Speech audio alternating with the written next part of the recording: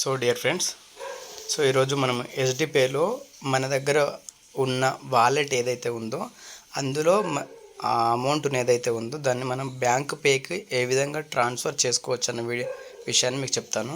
So for ఎగ్జాంపుల్గా ఈ అకౌంట్లో చూడండి 1,10,000 రూపీస్ 10,860 రూపీస్ అనేది ఉంది.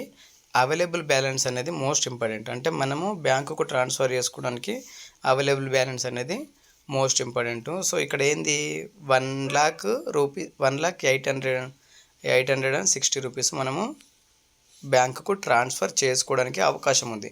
సో మనకు రిక్వైర్మెంట్ ఉంది అనుకుందాం. ఫర్ ఎగ్జాంపుల్గా ఒక 10,000 లేకపోతే 30,000 లేకపోతే 40,000 ఇట్లా డిఫరెంట్ ఉందనుకుందాం. సో అక్కడ మనము ఫర్ ఎగ్జాంపుల్గా బ్యాంక్ పే, సో ఇక్కడ మనకు అవైలబుల్ బ్యాలెన్స్ అనేది ఉంది కదా. సో మన బ్యాంక్ అకౌంట్ ఇక్కడ డిస్ప్లే అవుతుంటుంది. సో 1,00,000 ఉంది కదా. ఇక్కడ మనం ఐఎంపిఎస్ సో సెలెక్ట్ చేసుకుందాం. ఐఎంపిఎస్ సో ఇక్కడ ఒక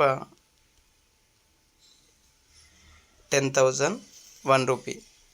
సో రిమార్క్ అనేది చాయిస్ యువర్స్. సో నెక్స్ట్ అన్నాం అనుకోండి. సో మన డీటెయిల్స్ రావడం జరుగుతుంది. ఇక్కడ పే, సో వెరిఫికేషన్ కోడ్ అనేది మనకు రావడం జరుగుతుంది.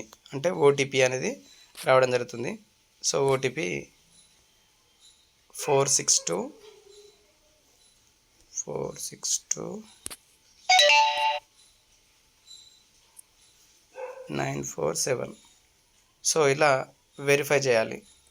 సో వెరిఫై చేయగానే మనకు 10,001 రూపీ అనేది మనకు ట్రాన్స్ఫర్ చేయబడింది. సో మనం బ్యాక్కి వెళ్తే మనకు బ్యాంకుకు సంబంధించి అంటే Kotak Mahindra bank received 10,001 rupee అంటే ఎంత స్పాట్లో వచ్చింది చూడండి. సో మనకి ఇక్కడ అమౌంట్ కూడా డిడక్షన్ అయింది. సో ఇలా ఏది మన బ్యాంకుకు తీసుకోవడానికి పాసిబిలిటీ ఉంటుంది. సో ఇక్కడ మనకు సంబంధించిన ఏది